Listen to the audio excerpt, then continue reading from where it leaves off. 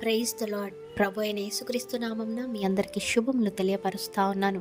ఈ యొక్క వాగ్దానాలచే మీరు ఆదరింపబడినట్లయితే తప్పకుండా ఇతరులకు షేర్ చేయడానికి ప్రయత్నించండి. ఇశ్రాయేలీయులు యోర్దాను నది ఒడ్డున నిలబడి ఉన్నారు.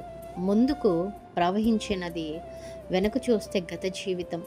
ఆ సమయంలో దేవుడు యెహోషువ ద్వారా ఒక గొప్ప సత్యాన్ని ప్రకటించాడు. ఏంటంటే, జీవము గల దేవుడు మీ మధ్యనున్నాడు అనేసి. దేవుడు నేను ఆకాశంలో ఉన్నాను అనేసి చెప్పట్లేదు, మీ మధ్య ఉన్నాను అనేసి చెప్పాడు.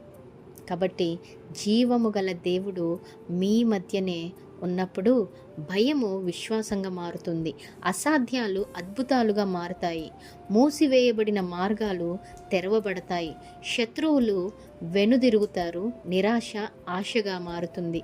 సో మీ పరిస్థితి ఎంత కఠినమైనదైనా దేవుని సన్నిధి మీ జీవితంలో ఉంటే ఓటమి చివరి మాట కాదు. Amen. Praise the lord. Have a great day.